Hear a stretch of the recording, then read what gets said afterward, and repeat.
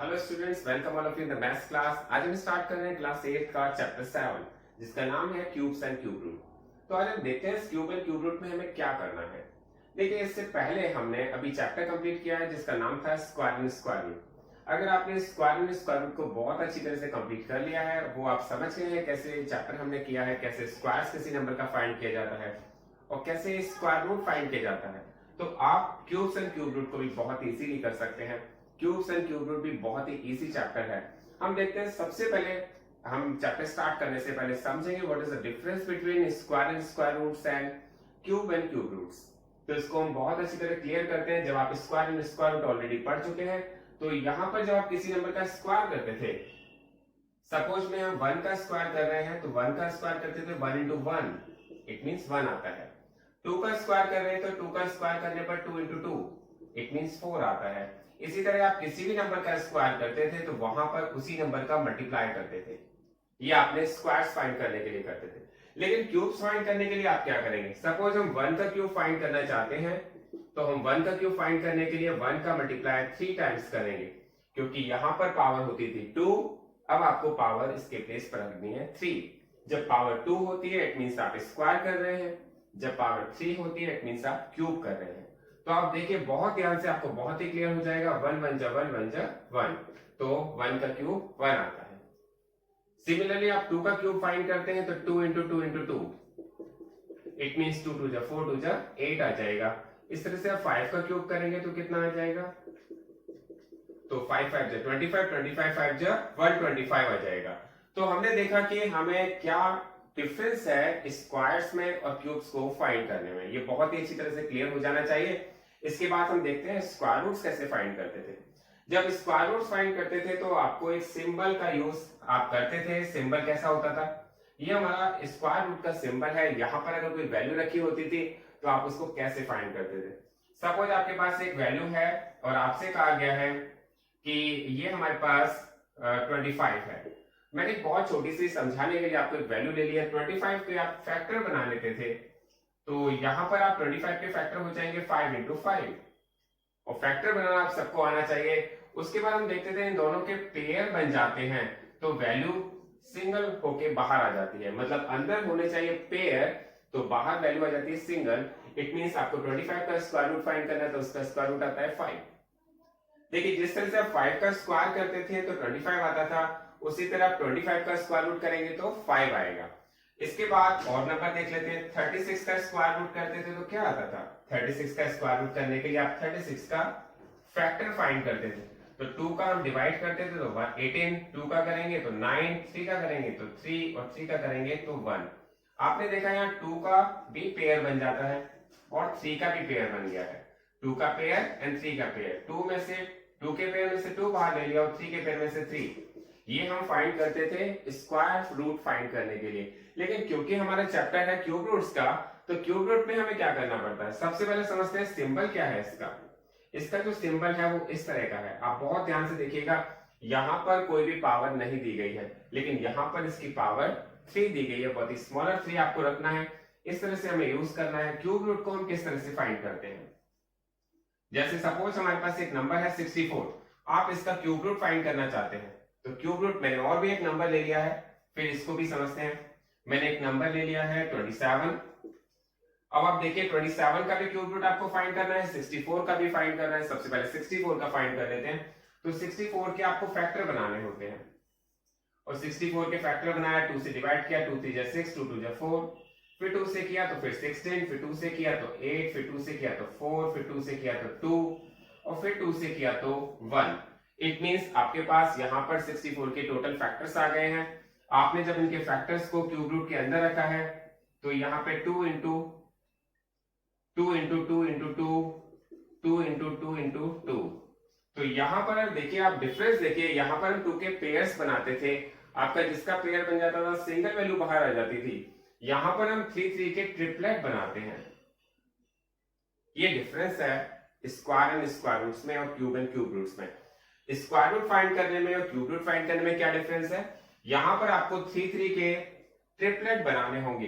तो 2 का ट्रिपलेट बन गया, 2 का ट्रिपलेट बन गया तो इस मींस 2 बाहर आ गया, और दूसरे 2 का ट्रिपलेट बन गया तो 2 बाहर आ गया, इसमें 64 का क्यूब रूट आ गया 4। सिमिलरली एक और नंबर हमने लिया था 27, इसका भी हमें क्यूब रूट फाइंड करना है, और क्यूब रूट फाइंड करने के लिए हमें क्या करना पड़ेगा, फिर इसके फैक्टर करने पड़ेंगे, और 27 के फैक्टर्स तो आप वैसे भी कर सकते हैं, 3 इंटू 3 इंटू 3। आपको बस डिफरेंस इतना समझना है, स्क्वायर्स में 2 2 के पेयर्स बनते थे, और क्यूब रूट्स में जो आपको फाइंड करने के लिए 3 3 के ट्रिपलेट्स बनाने पड़ेंगे। तो यहां पर हमारे पास 3 का ट्रिपलेट बन गया, और देखा कि 3 का ट्रिपलेट बन गया तो उसकी वैल्यू आ गई है 3। तो ये आपको इस तरह से कंप्लीट करना है। अब देखते हैं हमारी क्यूब्स की डेफिनेशन क्या है। तो क्यूब की जो डेफिनेशन है उसमें लिखा हुआ है when a number multiply by itself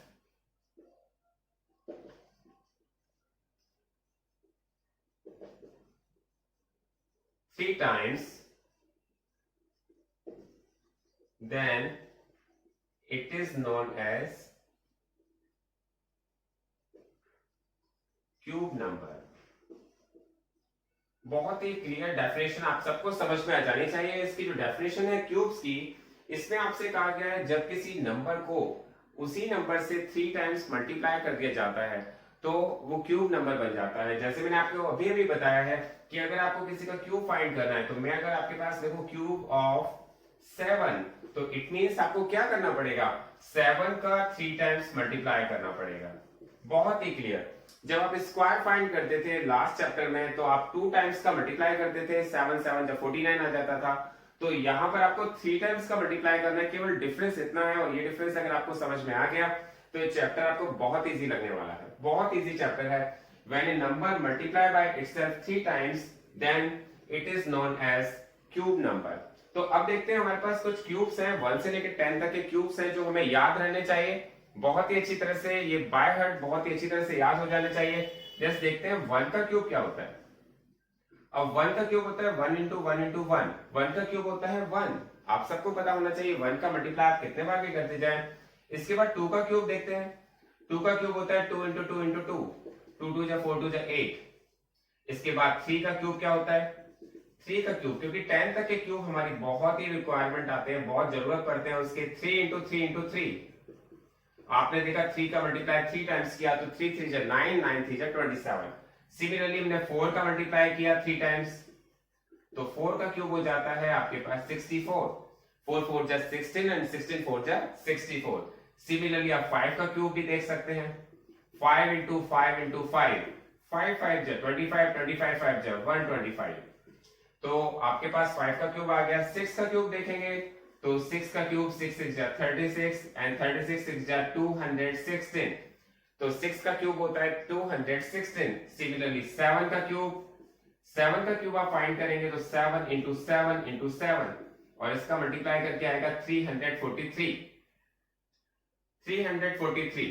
तो आप बहुत ही ध्यान से देखिएगा। 8 का क्यूब हो जाएगा 8 इंटू 8 इंटू 8, और ये हो जाएगा 512। इसके बाद 9 का क्यूब देखते हैं, ये है 9 इंटू 9 इंटू 9। आप अपने आप मल्टीप्लाई भी करके देख सकते हैं, क्योंकि मैंने डायरेक्टली इसका आंसर लिख दिया है। मल्टीप्लाई आप करके देखिएगा, 9 9 जा 81, 81 9 जा 729। तो इसका आ गया 729। सिमिलरली 10 का क्यूब किया आपने, और 10 का क्यूब करेंगे तो 10 का मल्टीप्लाई 10 से 3 बार हम करेंगे 3 टाइम्स, तो आ जाएगा 1000। इसके बाद 1 से लेके 10 तक के जो क्यूब्स हैं वो आपको बहुत अच्छी तरह याद होने चाहिए, बहुत रिक्वायर करते हैं, बहुत जरूरत पड़ते हैं इनकी हमारे क्वेश्चंस को फाइंड करने में। और एक मेथड में आपको और सिखाऊंगा, उस मेथड में भी इसका यूज होगा। इसके बाद आपको 20 का क्यूब भी आना चाहिए। 10 के क्यूब के बाद 20 का क्यूब, और 20 का क्यूब फाइंड करना बहुत इजी है। 20 का मल्टीप्लाई कीजिए आप, तो 20 का मल्टीप्लाई 3 टाइम्स किया तो ये हो गया 8000। इस तरह से 30 का मल्टीप्लाई किया तो कितना हो गया 30 इंटू 30 इंटू 30। आप देखेंगे इतना बड़ा मल्टीप्लाई डायरेक्टली कैसे हो रहा है। देखिए एक बात बहुत ध्यान से देखिए, मैंने 20 का मल्टीप्लाई 3 टाइम्स किया है, तो 2 2 जा 4 2 जा 8। देखिए यहाँ पर कितने जीरो है, 1 0 2 0 3 0। तो मैंने भी इसके आगे 3 जीरोस लगा दी है। सिमिलरली आपको 30 का क्यूब करना है, तो 30 का क्यूब करने के लिए आपको केवल 30 का मल्टीप्लाई नहीं करना है, आपको किसका मल्टीप्लाई करना है, 3 का। तो 3 3 जा 9, 9 3 जा 27 और इसके आगे कितनी जीरो लगा देते हैं 1 2 3। इसके बाद हमें 40 का क्यूब भी देख सकते हैं। 40 का क्यूब हो जाता है 40 इंटू 40 इंटू 40 और ये हो जाएगा 64 क्योंकि 4 का क्यूब होता है 64 और उसके बाद भी आप 3 जीरोस लगा देंगे। तो यहाँ पर हमने सारे क्यूब्स ये हमने निकाल लिए हैं। इसके बाद आपको बहुत अच्छी तरह से क्लियर हो जाना चाहिए, लर्न हो जाना चाहिए। इसके बाद देखते हैं नेक्स्ट पार्ट क्यूब रूट्स। तो क्यूब रूट आप सिमिलरली फाइंड कर सकते हैं। अगर हम क्यूब फाइंड करें 1 का तो 1 आएगा, 8 का तो 2 आएगा और इसी तरह से हम क्यूब रूट फाइंड करें 27 का तो जैसे हम क्यूब फाइंड कर रहे थे उसी तरह से इसका क्यूब रूट फाइंड करें तो 3 आना चाहिए। सिमिलरली आप 64 का क्यूब फाइंड करेंगे तो आपके पास 4 आएगा। मैं आपको इसलिए लिखवा रहा हूं क्योंकि आपको 1 से 10 तक के क्यूब एंड क्यूब रूट्स दोनों आने चाहिए। 25 का क्यूब फाइंड करेंगे 125 का क्यूब रूट फाइंड करेंगे तो 5 आएगा। 216 का हम क्यूब रूट फाइंड करेंगे तो 6 आना चाहिए। इसी तरह से 343 का क्यूब रूट फाइंड करेंगे तो 7 आना चाहिए और 512 का क्यूब रूट फाइंड करेंगे तो 8 आएगा। सिमिलरली आपके पास 729 का क्यूब रूट फाइंड करेंगे तो 9 आएगा और 1000 का करेंगे तो 10 आएगा। ये आपको 10 तक के क्यूब्स एंड क्यूब रूट्स बहुत अच्छी तरह से याद हो जाने चाहिए। आप मुझे बताइएगा, आप मुझे मैसेज कीजिएगा कि ये लर्न हुए हैं या नहीं हुए, क्योंकि ये लर्न होना बहुत जरूरी है। अब देखते हैं हमारे पास इसमें कुछ ऑब्जर्वेशंस आई हैं।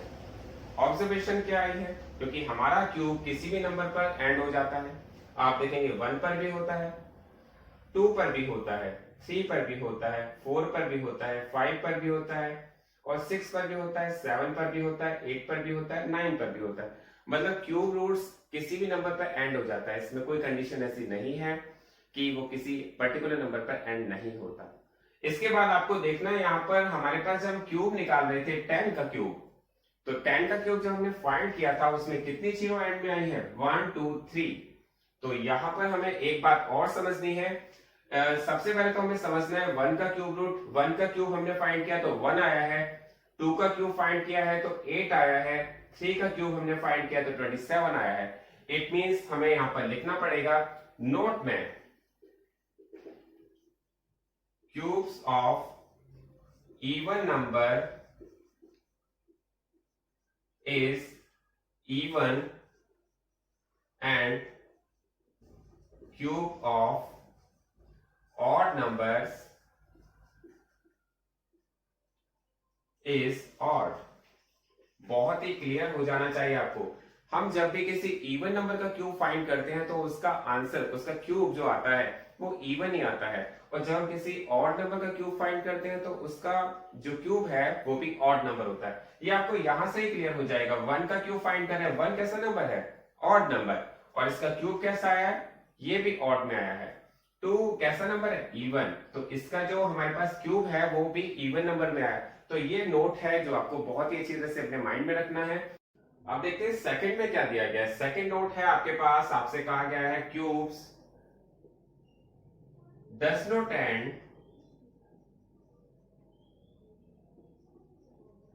With 2 zeros. क्यूब कभी भी 2 जीरो पर एंड नहीं होता है। ये आपको, इसको मैं एग्जांपल लेकर समझाता हूं। जैसे सपोज कीजिए आपके पास एक नंबर दे दिया, आपसे कहा गया है क्या 100 एक परफेक्ट क्यूब है, तो आप देखते कहेंगे नो। नो क्यों कहेंगे आप? नो इसलिए कहेंगे हमने इसके फैक्टर अभी फाइंड नहीं किए हैं, हमने ये देखा भी नहीं है कि इसके ट्रिपलेट बने हैं कि नहीं बने हैं। लेकिन हमारे पास एक प्रॉपर्टी है, हमारे पास एक नोट है, उसमें बताया गया कि क्यूब्स कभी भी 2 डिजिट पर एंड नहीं होते, 2 जीरोस पर एंड नहीं होते।